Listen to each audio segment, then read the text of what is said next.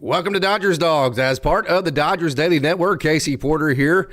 So glad you decided to tune in. Joined by Coach Barikoff, who is quite possibly the busiest man on earth, chasing that AAU circuit, Coach. And hey man, I know all about that tournament baseball circuit, the AAU circuit. I know all about it.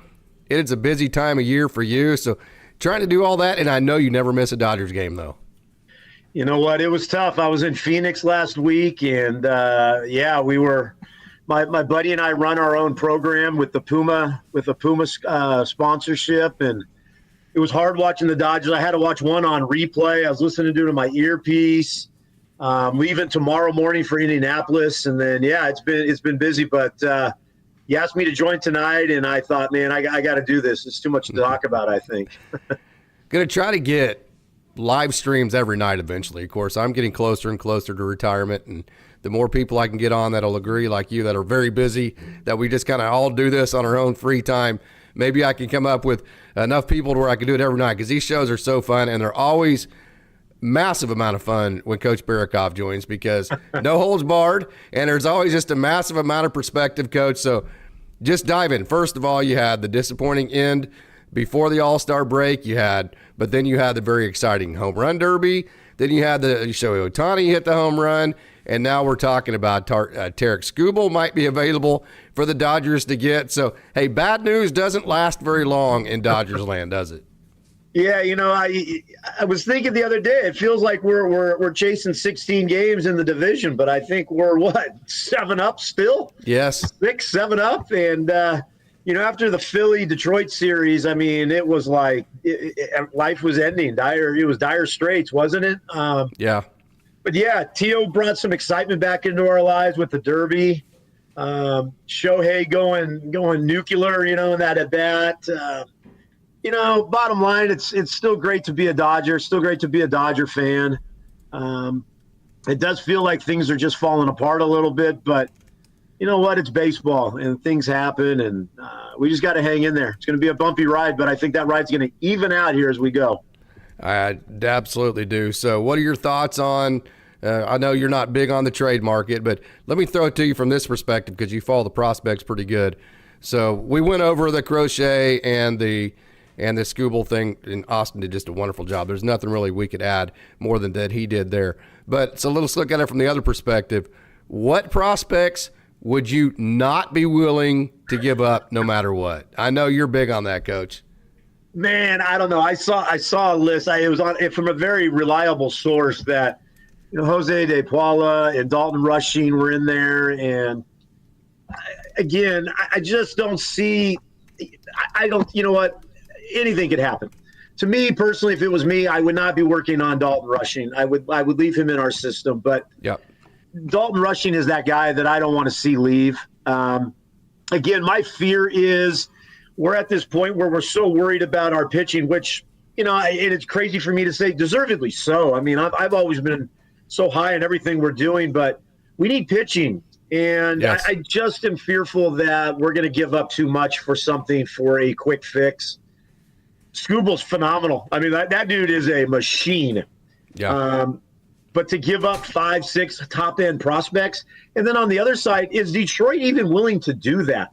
This third wild card sure plays a different perspective now. I mean, it does. If you give up a great player and you are sitting in that third or a game and a half out of that third wild card spot, what are you saying to your fans? And you and I both know, we've talked about this a lot. We don't know what's going on in the front office and what deals are being made. But Skubal would be great, but is Detroit willing to do that? That's my question. Yeah. And the thing is, too, I mean, you've been in games like this, doesn't matter what sport. I'll equate the position the GMs are in for these teams that are close to the wild card. Like, let's say that you're a coach, and it's like the third quarter, and there's like a 13, 14-point lead from the other team, and you have enough experience to where in your mind you're going, we're not going to win this game. Yeah. And so, man, I need to get some of these kids in here that have really worked hard, that maybe come in here and push my starters a little bit more. But then as soon as you do that, your starters go, okay, well, our coach just punted this game. Screw him. So, I mean, I'm sure that's a situation that we've all worried about as a coach. And so I totally understand the position that these GMs are in, because the last person that you want to say screw you to, or to have say screw you to you, is the fans that are paying for your salary. So that is a very difficult position to be in. You bring up something really big there. The Dodger front office isn't a no-win, because if the Dodgers sit back and don't do anything, our fan base is going to go crazy. They're already going crazy on social media. And if they decide not to do anything or make a little tiny move here and there, fans are going to go nuts. And then you're going to get, if they do make this gigantic move and give up all of these prospects, you're going to have some part of the fans saying, well, why are we giving up so much for this? They're in a no-win. No matter what the Dodgers do, they're in a no-win situation. No one's going to be happy. You're going to get different groups that are going to be, but never as a collective are we going to be happy. I mean, unless we get Tom Glavine and Smoltz, Roger Clemens, something like that, I'm not going to be happy. I mean, if we're going to make this big move, it better be a absolute stud for years to come, not just the next 4 months. That's how I'm looking at it. Well, that's Scooble and Crochet, no doubt. Let me push back a little bit, and because that's what we do here. We have good conversation back and forth. I think there is a way that everybody can end up happy. You know what that is?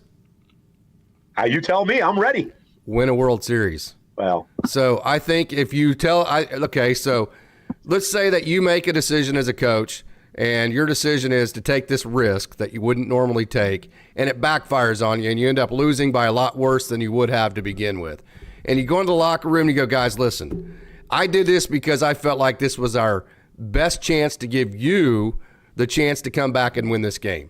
Your kids are going to look at you and go, okay, coach, whatever, man. So I think as Andrew Friedman, as Billy Gasparino, I think if they go for broke and they don't win the World Series and they give up these prospects, and even if they give up prospects that turn out to be great players, they look at the Dodgers fans and they go, we were all in. We did everything that we thought was the right thing to do to put this team this year in a position to win the World Series. I think Dodgers fans would all be in unison good with that. Yes, and I'm going to step back, and most people know that listen to us on here. I am pro everything rookies and prospects, yes. But if I really take a step back and I really want to be just a normal conversation about it, the Dodgers need to make a big move, and that means prospects. And that's hard for me to say, because I don't know. That's the type of fan I am. But You're right. I mean, the Dodgers have to make a big move. I mean, this is not good what's going on with our pitching staff right now. We've got to make a big move. We need help within our pitching staff. I know Kershaw's coming back, but I mean, let's be realistic. I mean, how much is he going to give us? We got to make a big move. And you're right. Scooble, Crochet, those are the dudes. And if those teams are willing to deal and our Dodgers are willing to bring up the prospects, I think our system's deep enough where I could see a Dalton Rushing going, and it would break my heart, but I could see it happening. And you know what? If that's the move we're going to make, Casey, then that's the move we're going to make, and you and I both will support it all the way. 1,000%. Coach, we'll discuss and say what we should have. You know, I mean, that's what you do is you discuss and you say, hey, here's my opinion. Here's what I would do. I disagree with you here. I agree with you there. Yeah. And then when the decision's made, you're all on the same board. I mean, you walk out and you're all on the same board. Hey, Coach, we have figured out I am a high-tech redneck tonight. I figured out how to go on 2 platforms, and I actually have the ability, if I pony up the cash, to go on as many as 5 platforms, which would include my Instagram, my Facebook group, and then also just my regular Facebook page and all of that. So, Coach, we are creeping ourselves into the bigger, every time I go on my DMAC to Dodgers Nation, I always like to first of all say, hey, minor leagues, I'm making it to the major leagues today, man. I'm getting my cup of coffee today. So we're starting that today. I love that. Let's go. Yeah, you're flying first class now. Absolutely. Hey, we have a just awesome. Coach, I told you, every time that you show up, the fans show up in the lobby. As soon as they see that bald head, man, it's like they just start filing in, right? Okay, showtime. Good evening. Really wish the Dodgers took Brody Beck out of Iowa, but I like the pick. Fastest guy in the draft, tons of upside. Just need to fix his caveman swing. I'm not exactly sure who talking about there, but when you're talking about draft picks, Coach, I did a lot of research today. I've actually communicated with a lot of these guys, And when you're talking about the draft today, Kellen Lindsey was the first draft pick taken, a young man out of Florida. And I thought it was very interesting. I don't know how much you know about him. That's not the point here. The point is you took Kendall George, center fielder last year, 80 grade speed. Kellen Lindsey, shortstop prospect, could move to center field, 80 grade speed. The Dodgers definitely have prioritized speed. Is this a philosophical change throughout the organization, or is this just something that, hey, these were the two best players they felt like were out there and they took them? You know, I noticed that. I unfortunately didn't get to watch as much as I normally do because we were traveling. I drove, 14 hours home that one day. You sure did. And I want to say baseball is changing with the new rules. You've got to have speed. Yes. And the Dodgers have lacked that until, we've lacked that. I mean, Shohei is what leads us in stolen bases. Freddie led us last year, didn't he? If I'm not mistaken. But, yeah, I think speed is a priority. We need speed. And I think if other teams are doing it, I think the Dodgers are catching on. So I don't know. I think maybe your dogs in the background are listening also, and they said Dodgers need speed. So I'm good with the speed. Yeah, I like that. I tell you, obviously I love the Kellen Lindsey. What I like about him is he's 18 years old.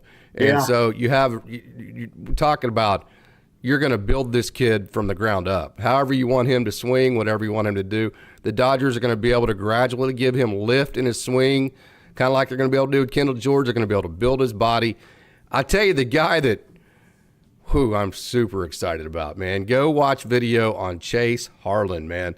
This dude, I'm telling you, he's got those wide shoulders. Yeah. He's already got the Jake Geloff swing to him. He's got the swag. He is not scared to swing and miss. This dude is full-grown man, and he's just 18 years old, man. Okay, now, I have never seen him play in a game. I've seen some, swings against the live pitcher and that kind of deal. So it's one thing to have this big body and a nice swing and everything looks good. I don't know how he adjusts to this pitch or that pitch or the swing decisions and that kind of thing. But just on the surface of things, Chase Harlan has a chance to be big time. I mean, he has Jeff Bagwell type setup where he'll spread out with two strikes. He'll shorten his stroke up because he's so strong. And then the biggest thing I like about him is his swing movements are just so simple. I mean, but he creates so much power with it. I love this guy, Chase Harlan. Well, it isn't this the guy that had the deepest, the farthest home run or something like that? The guy's a monster. Yeah. And their first two picks are shortstop, third baseman. I mean, that tells you something. Then they went two pitchers and then back to a shortstop and then two outfielders. So, yeah, it's kind of interesting to look at that for future. We've got a shortstop and a third baseman in the first two picks, in the first 100 picks. I find that interesting. It's kind of neat to think about what could be there from. I mean, who knows what the ETA is on those guys, but it's kind of cool. Doesn't matter at this point, yeah. Yeah, it's kind of cool. Yeah, and then they took a couple of college pitchers, one that is from Northern California that went to Cal Poly, and Jacob Wright, and another who has big-time experience at Mississippi State, who actually went to the same junior college. It's Hunter Fiducia. They're at LSU Eunice. So kind of to hedge your bets with two high school kids, you take a couple of college kids that or you pretty much already know what you're going to get when they enter the system. So you have these two young guys that you can take your time with. Then you have two pitchers, one left-handed, one right-handed, that you can fast-track a little bit more, that have a little bit more experience. So I definitely think that was part of the game plan as far as kind of mixing and matching the experience together, because I tell you this, the Dodgers never miss a beat. They turn over every rock when it comes to those kind of philosophies. Yeah, it's like some of these names you might not know, but the Dodgers have done so well with those type of guys, and I'm excited to finally, once I get this AAU coaching and recruiting done next week, to kind of dive into this list and watch the videos and really see where they put these guys and follow them. Because you're right. I mean, when shortstop, third, left, right, shortstop, outfielder, then we went a big block of pitchers. Yeah. It's exciting to see. It's the one advantage we have as Dodger fans. We always draft well. And there's going to be the name in there that we're going to be talking about in 3 years, and we're like, man, that guy, what a stud he is. And it's we don't know who he is, but you look at that list in 3 years, there's going to be somebody that's going to be just crushing it. I think the steal of the entire draft. I said this 2 years ago, how many years? I think it was 2 years ago, when Michael Hobbs got drafted in the 10th round out of St. Mary's. He was the all-time saves leader for the Gales there. Said it at the time. He is the steal of the draft. I still stick by that. I think the Dodgers in the 10th round again, they have the steal not of the Dodgers draft, but of the entire draft. I am that convinced that the 6'7" split finger coming out of the Moose. I mean, how can you not like the Moose? Seamus Barrett coming, of course, he ended up at Loyola Marymount and had a really good college career. This is a guy that has a unique pitch. He has a split finger. He has a change. He has a curve. I have verified with several different college coaches, media likes.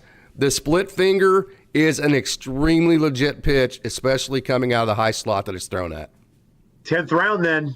I like that. Yes. I mean, he's the 310th pick. Loyola Marymount, so kind of bad. I'm a Southern California guy, so I know Loyola Marymount. But yeah, and you got to like the name, dude. Seamus. Yeah.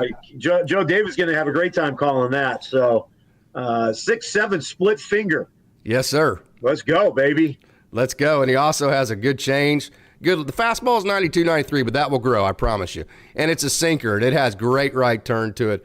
A curve and a slider. And then you have Cole Myers out of Troy, who's one of those little fast guys, kind of a Corbin Carroll type looking player. That's who he'd remind you of if you saw him play. Brendan Tunick, who's another young kid that's out of Illinois, who has he has a really nice swing. He just uses all fields. And so then the other guy that I had a chance to see at Globe Life Field when Oklahoma State played Oregon State in that classic, it was probably like March. They kicked the hell out of OSU. OSU was tired at that time. So I got to see Elijah Hainline, who is out of Spokane, actually went to Washington State, ended up at Oregon State, and also a connection, a former Dodger farmhand, Kyle Fromke's an assistant coach at Oregon State. Yeah. So I had a chance to talk to him about him. Elijah Hainline, watch this. He's a little dude. That's not a little dude. This little dude, he's a shortstop guy, and he swings the bat violently. And what I really like about him, I always talk about, Coach, the Dodgers, they teach that kind of flat through the runway and then lift in the front, so all your home runs come in the front. He already does all that. Wow. He has all of the swing planes. He has the violence. And by the way, he walks a lot. And so he like the whole entire profile of what he does, plus the high-level experience at Oregon State, just to me is exactly what the Dodgers look for every year. Yeah, and the Dodgers' philosophy, they never draft guys that don't fit. It's always guys that fit what the system wants, and I think that's what's so special about it. I think we get a little spoiled with our prospects and our drafts. I mean, when's the last time we've said, man, that wasn't a great pick? You don't really ever say that. You don't ever say that from the Dodgers. I mean, look at Gavin Stone and Knack and all these guys. I mean, you never say that about the Dodgers. Other teams are always, you follow the social media. It's like, why'd we take that guy here? Or you never see that with the Dodgers. And I think that's, again, we're very lucky. We're very spoiled with what we've got going on in our organization. The Dodgers defeat the odds in the drafting. I mean, Dalton Rushing was a second-round draft pick. The Dodgers defeat the odds in the prospects list, and that's why every time somebody goes, oh, well, the Dodgers farm system isn't this and that. They don't have this ranked guy and that ranked guy.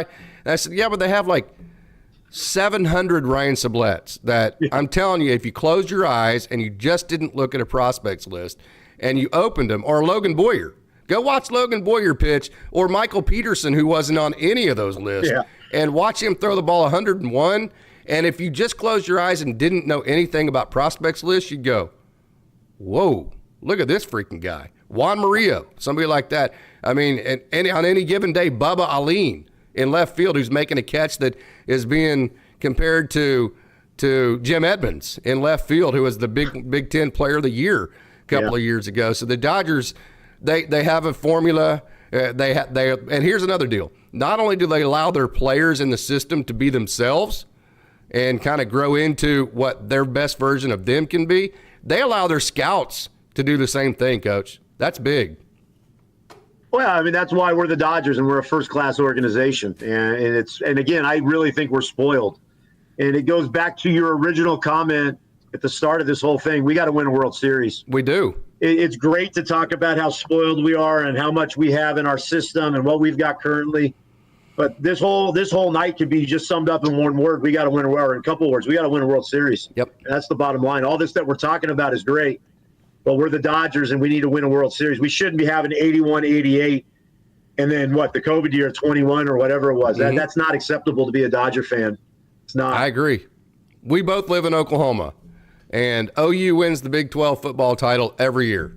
And you know how much that matters to that. And they haven't won a national championship since Bob Stoops did it in 2000. 2000. So how happy do you think OU fans are right now?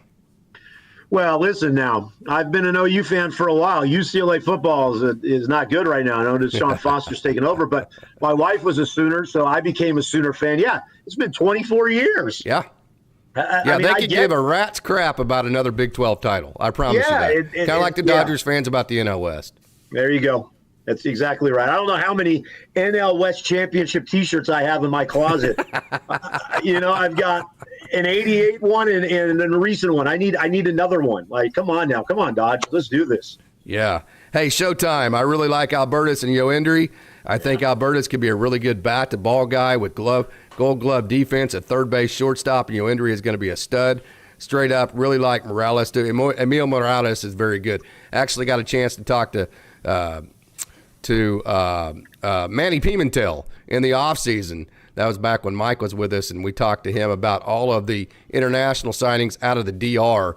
And he actually sent some video of Emil, and he said Emil, the thing about him is he's the ringleader of all those guys. And so being the ringleader of all those guys and also being the shortstop, you knew he was going to be pretty good. So I can tell you, Manny was really high on Emil Morales. I know you are too, Coach. Yeah, who's even higher on him is my brother, Jeff. He loves that guy. I know he's kind of gone all in on some cards on him. But, yeah, my brother's been talking about him for the last couple of weeks. I love those guys. I mean, I wish I could fly out and go watch them just live and in person and just not have to catch up on how they did. But you were in Arizona. Yeah, but I had no time coaching and recruiting. And it was 116 degrees. I'm not going out in that. But, yeah, we have some great international guys. It's like I'm just like I cannot – like L.A. De La Cruz – it's like I know we have somebody like that in our organization, and and for me, it's Yohendry Vargas. I'm still gonna go on that record till somebody proves me wrong. But I'm pumped. I mean, gosh dang, we've got some young dudes that can just go. And they all play shortstop. I'm like Wilman Diaz and Albertus and all those guys. I mean, all those really nice players. I love Jose Meza. I love his swing. I think his swing is just awesome. Hey, Showtime, great question. Where's Dalton going to play? Third base, backup catcher. Here is a couple of little nuggets. If you go to my Diego Cartaya interview, he actually kind of let that out of the bag that he didn't even catch till he was like 16 years old. He was a shortstop third baseman. I think if push came to shove, Diego Cartaya could easily put on a third baseman glove. Again, that's just me saying that. I did not push it, but he did mention that he transitioned to catcher as a 16-year-old, and he had played shortstop third base up to that point. I did ask Dalton Rushing if he's up to positional versatility beyond first base. And just like Dalton always does, Coach, give me the damn glove, man. I'll run out there. I may suck the first couple of games, but I'll figure it out. So absolutely, Dalton Rushing could 100% play third base. I also think Will Smith could play third base as well. Yeah, somehow the Dodgers have got to figure out Rushing, or they're going to get tired of me and they're going to trade him. I don't know. Yeah. I mean, it's a good question. He gets asked to me all the time, so what are you going to do with Rushing? Why don't we just trade him? Like, what are you going to do with him? I don't have those answers. I just know when I see talent, I don't care what sport it is, when I see talent, that dude's talented. Oh, my gosh. And I really hope we get a chance to see him. I really hope we get a chance to see him in a Dodger uniform. And if we don't, I'm going to trust what we're doing. But I'm on record. I don't want to see him traded. So hopefully the Dodgers management hears this. Hey, Luis Ponce, thank you so much for joining. Benedicciones a todos. I'm here listening. Hey, thank you so much. We certainly appreciate that show. I was talking about the first-round pick.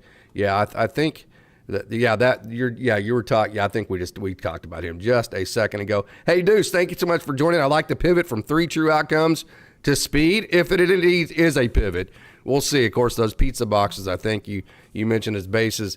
I think it's helping that. Ela Shiva, let's go Dodgers. No doubt about that. Ela Shiva, this Dodgers Daily Show with the coach is the best. There you go. There you go. All right. I don't know that person. I don't know, but thank you. You know Ela Shiva. She's here every single show, Coach. One of the best posters that we have, no doubt about it. Hey, Daryl Jackson's made an appearance tonight. What do you think about the draft choices this year? Well, to be honest with you, I've gone through the 10th round. I'm going to release my article, and then I'm going to have my draft show tomorrow morning on through the 10th round.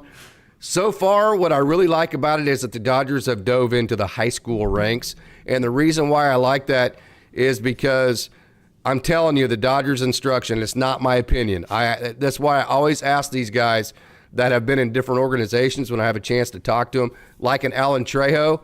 Hey, is the Dodgers their developmental system, is it really that different? And they're like, yes, it's really that good.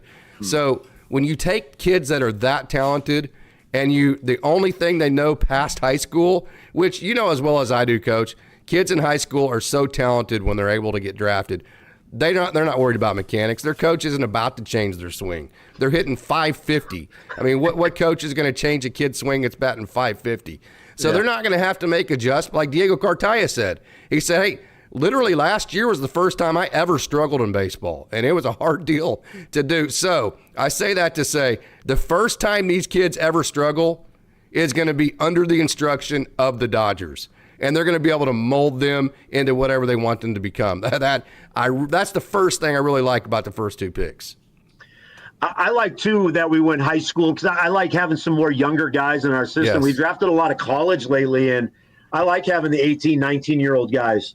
I like having that youth in the system. But you're right. Dodger instruction, just look at – we could do a whole show on who they've changed and fixed and – you listen to the broadcast all the time, and you listen to Oral Hershiser talk about we get pitcher A and B, and they come and they're struggling, and our staff just works with them on a little bit of a couple things, and even the players, admit that it was just a quick little adjustment that I never thought about, and then off they're going.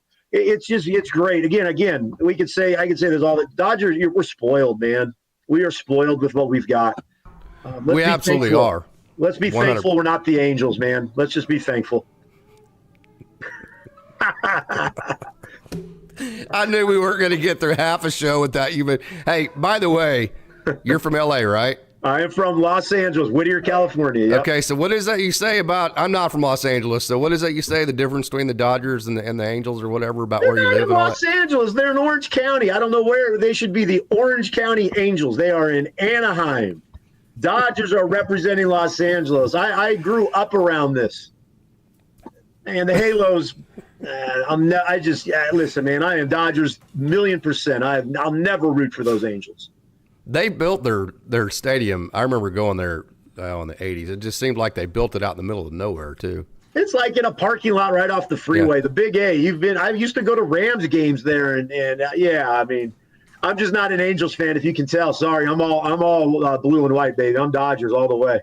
Coach, we have just hit the century mark in viewers tonight. Hey, if you have a question about a prospect, anything about the draft, anything about a trade proposal, trade prospects, give us some proposals, give us some prospects. Hey, what type of packages do you want? Let's get an active chat going. We have a wonderful lobby, and we have a bunch of people chiming in. And so our next question here, hey, by the way, Ela Shiva is talking about D-Mac at Dodgers Nation. I always talk about D-Mac. He is the best Dodgers content creator out there. It's not close. He's had on Bob Nightingale. Today he had on Miggy Rojas. He's had on Andrew Friedman. He is absolutely the standard bearer for Dodgers content on YouTube. 100%, no doubt about it. Plus, he's absolutely diehard Dodgers, and he's credentialed, and he knows how to get all that stuff out. So, hey, today D-Mac had on Miggy Rojas, and Miggy Rojas said that he wants to retire as a Dodger and then become a coach, manager. How about that? I love it. I love it. They've been talking about that, and listening to Mookie in the booth and the sacrifice that Miggy makes. And that tells you everything, and that tells me why he would be a good coach, because coaches have to make a lot of sacrifices. And I'm just not even looking at it from a baseball perspective. I just like the way Miggy is in the field, and he's constantly talking and instructing. And if you have one of the top 2 baseball players in the world, and Mookie Betts, talking so highly of Rojas, that tells me everything I need to know. When you hear another player publicly talking about that, especially Mookie, that tells me all we need to know about Rojas.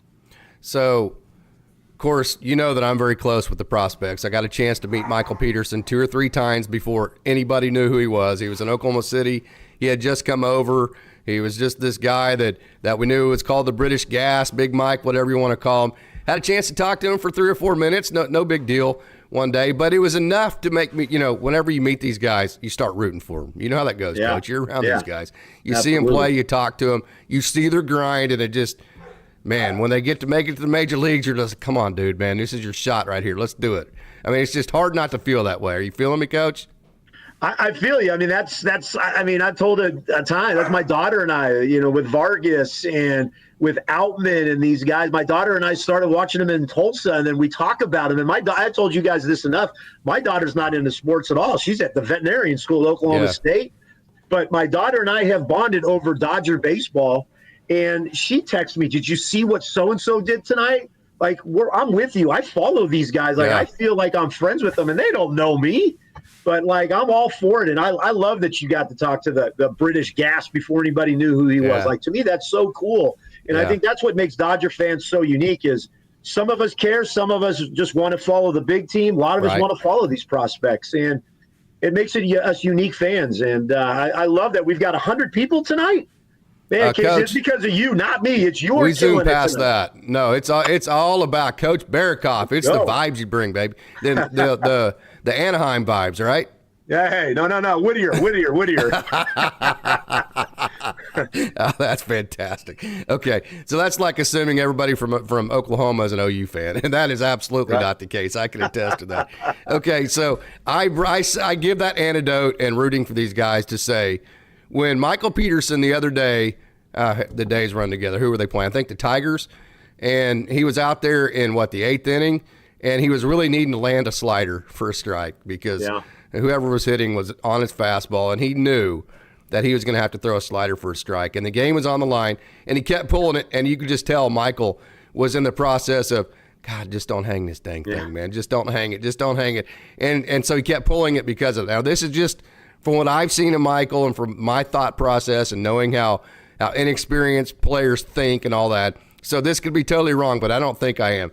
And so finally, Miguel Rojas walks out to the mound and puts his arm around him. And I don't know what Miguel Rojas said, but I would almost guarantee you it's, hey, brother, we all believe in you. We got your back right here. You are here because you're damn good at this, and you're capable of landing whatever pitch you need to throw. Now get on the mound and go do it, dude. Yep. I bet it went something like that. About 2 pitches later, Michael Peterson lands a slider for strike 3, and it was like, wahoo, let's go. And, I mean, that's just the perfect example of the type of leadership that Miguel Rojas brings.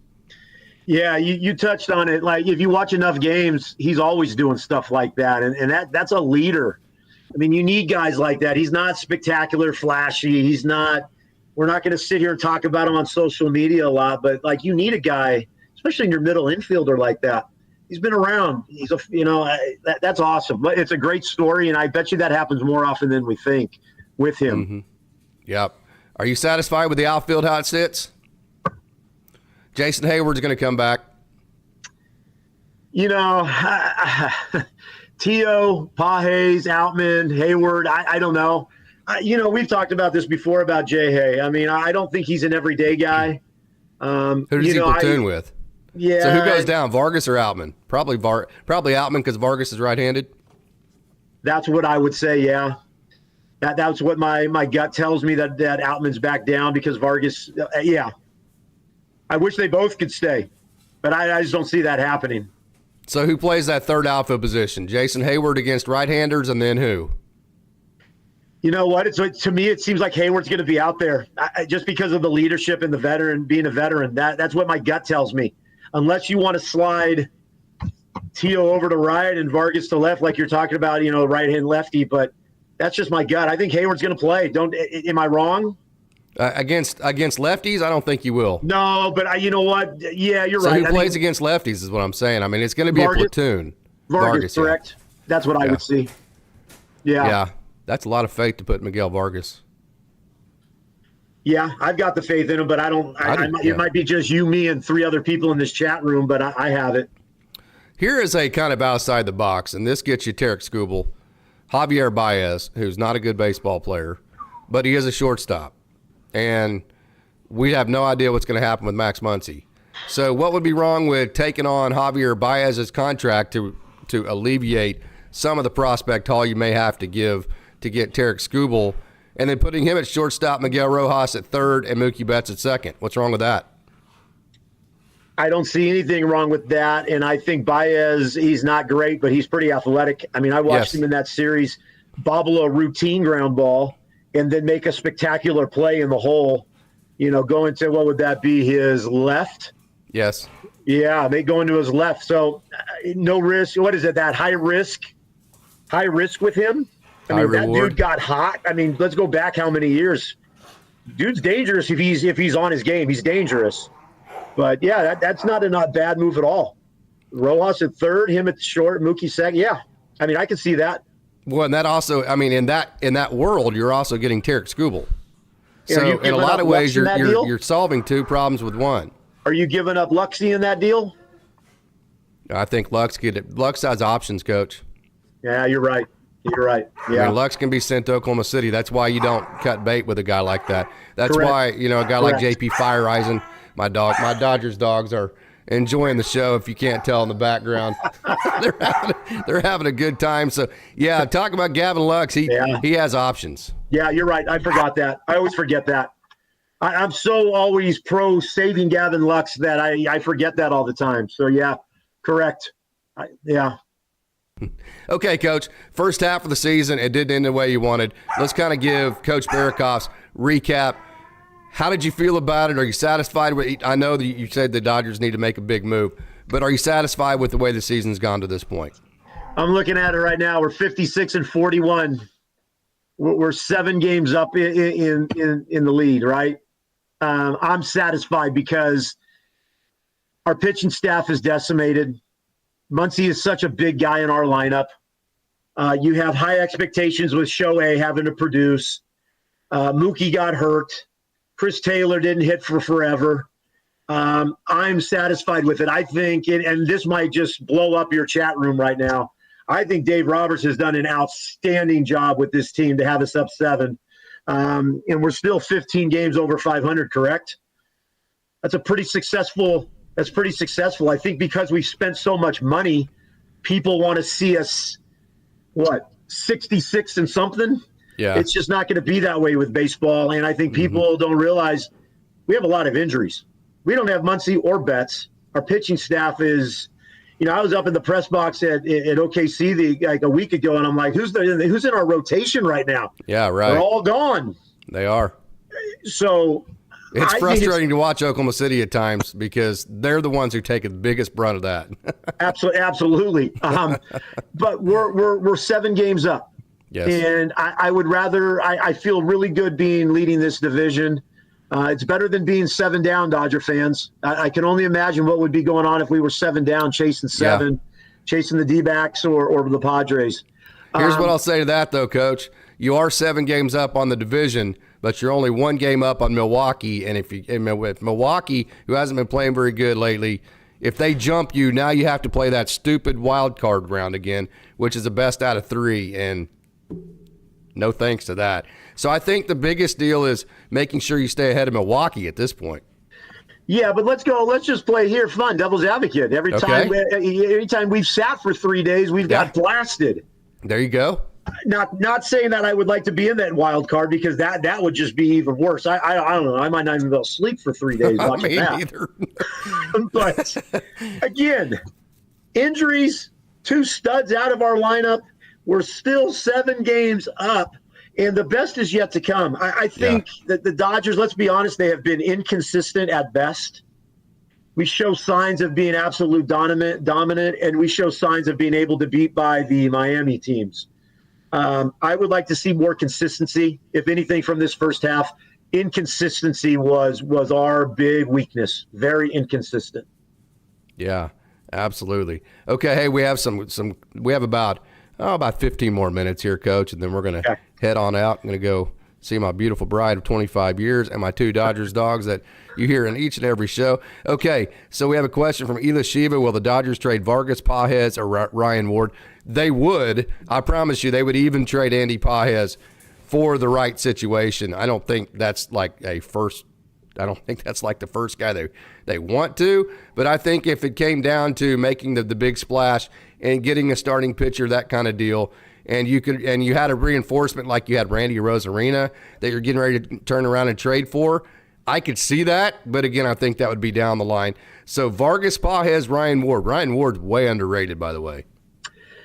Yeah, I mean, I love Ryan Ward. That dude just mashes, doesn't he? He does. I can see more of a Ward Vargas than a Pages at the moment in my mind, and that's not the fan speaking in me. That's just, I think Pages is too much of a futuristic player for the Dodgers, if that's the proper terminology. I am an adamant Vargas fan, but I could see him being a piece in this. Sadly, I could see him being a piece. And Ryan Ward, with what he's doing in terms of, I hope he's a piece. Yeah, I could see him definitely. But yeah, I would be surprised if Pages is a piece. If that's the case, then they believe in Outman stepping in. That would be the thing. I'll tell you this: if there is a team out there that's willing to take Ryan Ward, I'm telling you, you're going to get a damn good Major League Baseball hitter. Am I wrong? I mean, you see him, Coach? No, I've seen him a bunch. I love that dude. He's really good, and it's just one of those things. Wrong team, man. He's like Michael Bush. I mean, he hits like Michael Bush. Yeah, it's every time I've been to the park, he does something awesome, and I really like him as a player. Mm-hmm. It's just, and I don't mean this in the wrong. He's just on the wrong team. He's in the Dodgers organization. Yeah, and he's got a Hall of Famer around him. So I mean, what do you do with him? Ela Shiva wants to know if the Dodgers will trade Hunter Fiducia. I just don't think a guy that's a little bit older like that with no Major League experience has any kind of value for a return. And then here's a question, Coach. Will Teoscar's winning the Home Run Derby make him more expensive to sign for next season? It's a good question, Coach. It's a phenomenal question. And I'm going to tell you, my wife and I randomly talked about this during the Home Run Derby. I could see him taking less money to stay with this ball club because of how much fun he's having. Yeah. Yes, he's going to demand more. There's going to be more of a price on him. I don't know if the Home Run Derby translate to a salary. I think that's a all-star competition. But I think Teal loves being a Dodger. And he's making enough money where he maybe could take a little bit of a cut to stay. That's what I'm thinking. That's what my gut tells me. Yeah. I'm probably wrong, but man, I would love to see him be a Dodger for a long time. Yeah, no doubt. I think everybody would. Hey, would you be okay with like a Tyler Anderson caliber of move? We've had him. Am I wrong in saying that? Tell me. I'm tired. Just throw Robleski is kind of my point in that. Yeah. No, I don't want him. If we're going to make him, but see, that's what I'm thinking. It's either going to be this crazy big move, or we're going to go after little pieces here and there to mismatch because we don't know what's going on with the injuries, and the Dodgers know more than us. We either need to make a big move, or Alex Friedman is going to make some moves that we didn't think about. No, I don't want Anderson. No. Hey, Norm Lee says there is no one trade that'll fill the multiple issues for this roster. That is absolutely correct. Instead of one big trade, I see a number of smaller names. That's just what you're saying, covering multiple positions: infield, outfield, bullpen, starting pitcher. I'm not as sold on the bullpen part of it because the Dodgers are getting ready to get back Joe Kelly. By the way, I put a post out from our interview. He himself said that he could have pitched this week during the All-Star week if there were games, and that he will be ready to pitch after the All-Star break, of which Michael Peterson got optioned down. I'm assuming that's to make play for Joe Kelly. So you're getting him back. I think you're probably going to get some other pieces back as you go on. And so I think the bullpen, unless it's like going and getting Tanner Scott or Emmanuel Clase, I don't think you just go add another piece. I think you already have done all that. Yeah, I think it's got to be starting pitching, right? It's got to be a starting pitcher. Or outfield. We don't know what the heck is going on with Yamamoto. That scares me. We've talked about this previously. Like, we're not – who knows what's going on with him. Dusty May's lost for the year. Walker Buehler's off in Florida doing who knows what, getting some correction done. Isn't that weird? Yeah, weird. Gonsolin's not coming back. I mean, like Kershaw we need starting pitching. Like Yeah. you know how I've been on previous shows. I've been like, I love what we have. I love what we have. But like, if we want to win the ultimate thing, the World Series, we need some starting pitching. We really Yeah. do. Yeah. Hey, Deuce is on our side here. No more starting pitching. No more mid starting pitchers. I agree. Yeah. I've said, Coach, either go get the elite guy, go get the Shohei Ohtani, the Mookie Betts, the Tyler Glass now, or throw Justin Robleski. Don't throw a average guy out there like a Lance Lynn just because he has major league experience, and keep a guy like Landon Knack from getting the innings that he needs to make the major league adjustments. Thank you. I'm glad you said that. I mean, that's where my heart is. We've got these young dudes. This is the time to do it. We have enough hitting around them. We could stay in ball games with them and throw them out there. Do not go get a Lance Lynn type guy. That was painful. And we are as Dodger fans, we were hoping for the best. But the dude gave up like 40 home runs last year. I mean, I play Stratomatic baseball. Lance Lynn is an unusable pitcher because anytime you roll the dice, it's a home run. But it's like, come on, Dodgers. We need to make a great move. We don't need Coach Barakoffs out there right now. We don't need that, and that would be the worst case for me. I need to I don't even know why I brought that name up, because I'm going to get fired up. Just, gosh. Oh, man. Hey, Deuce says if the expectations are to win. I can't.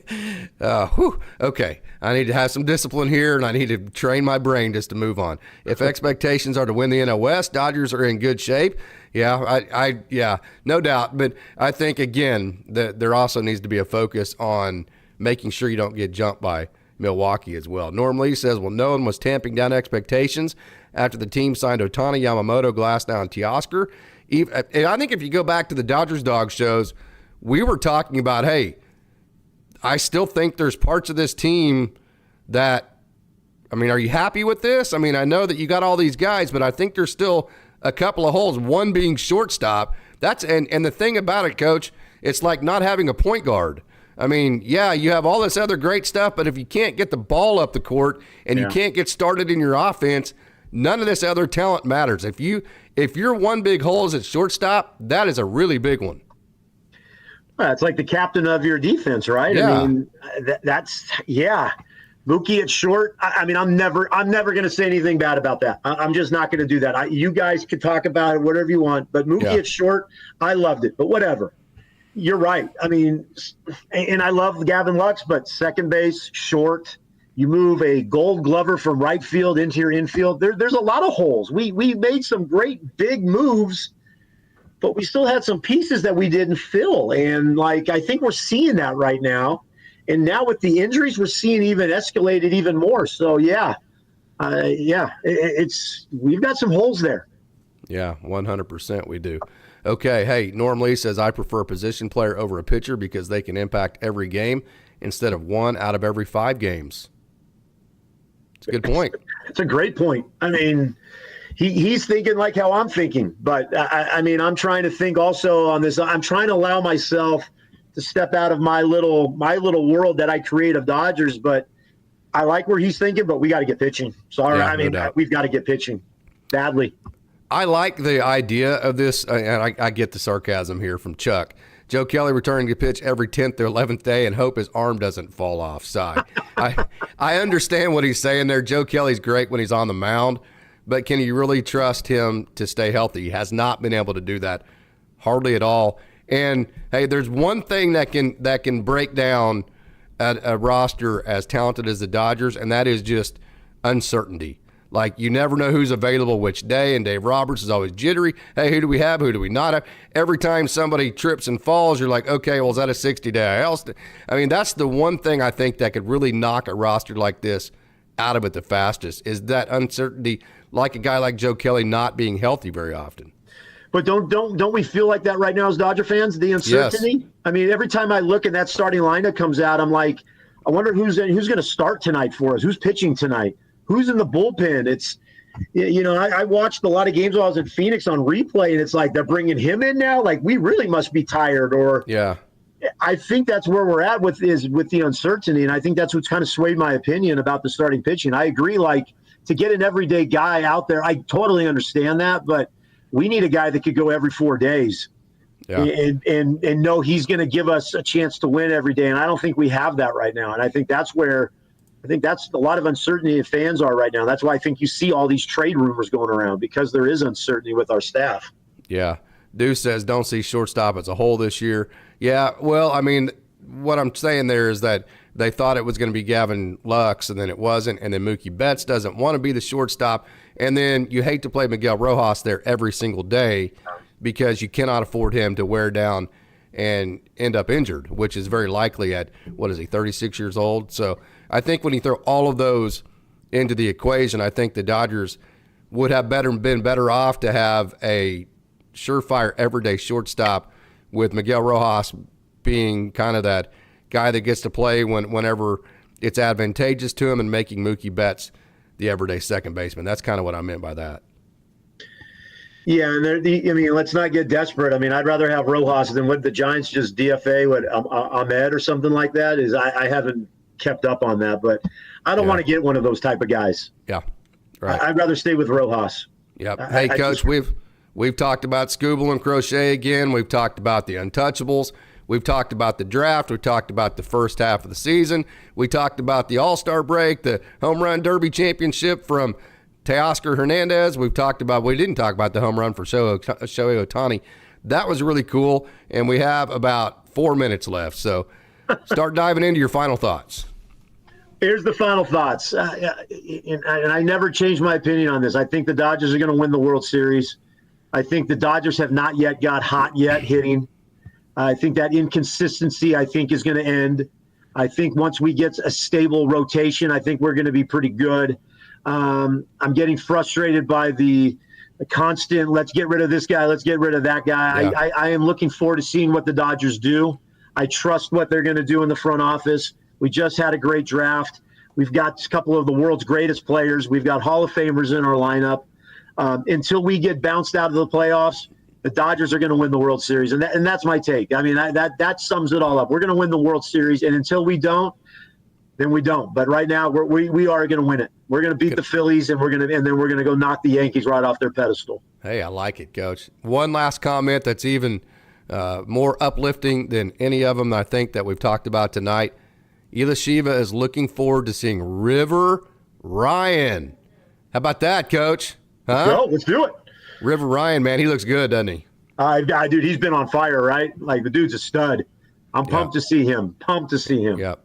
Had a chance to talk to him about a week or so ago. I'm going to release a high velo episode on him with his projection to becoming a starter after, or making his major league debut. At least that's what's going around. That's certainly a realistic possibility sooner rather than later. So that's super exciting. So, hey, Coach, Greg, good evening. Thank you so much. We had a wonderful crowd tonight. We have about 130 people in our lobby, which is just simply fantastic. That is just absolute great growth. We had a wonderful show this morning that Austin absolutely dominated with our Scooble and Crochet. Scooble, my accent gets in the way of that every single time. Scooble and Crochet talked this morning and got all my draft stuff done, got all my posts out about at least the first 10 rounds of draft picks. And so it's been a fun day to cover the Dodgers. And, Coach, do you have anything else that you wanted to add before we get out of here? No, I'm headed to Indianapolis, and once this last week is done, I'm all in on the Dodgers. So, it's not that I haven't been, but I can really fully concentrate once this last trip's done. And, again, anybody wants to follow me on X, Coach Barikoff, would love to talk to you guys and talk Dodger baseball. And, Casey, you're the man. You're crushing it, and this is what a great thing for us Dodger fans to have. Yeah, it is, man. There's a lot of great YouTube content for the Dodgers. Hey, one last question I wanted to answer here. River Ryan says, Chuck, coming off of shoulder issues, is he durable enough? It was not shoulder issues, and it was not anything injury-related. It wasn't even really even fatigue-related. It was strictly precautionary because he didn't pitch much at UNC Pembroke. It was like he would be playing shortstop, and the coach would toss him a ball and, hey, Ryan, get on the bump. We need you to throw the seventh and eighth and ninth, right? And then he didn't pitch hardly at all, threw a couple bullpens for the Padres. And then he came with the Dodgers, and then last year threw like 1,000 times more innings than he ever had in his life. So as a precautionary measure, because of all the innings he threw last year, The Dodgers knew they weren't going to need him on the major league roster, so they just said, hey, dude, we're just going to shut you down until, about June, and then we're going to let you loose after June. That way your shoulder will have time to rest. There was nothing wrong with it at all, so that was strictly a precautionary measure. And what's the Muncy status? I'm going to tell you this. This will be our last thought, Craig. Those obliques, Cody Hosey had one when you're a position player and you rely on all those core muscles to provide power. It's never good. I'm not looking forward to good news to that. If we get good news, I'll be positively surprised, but that's not something that I'm anticipating anytime soon, Coach. So thank you so much for joining, man. Guys are awesome. All right, man. I want to thank everybody for tuning in and say, as always, go Dodgers.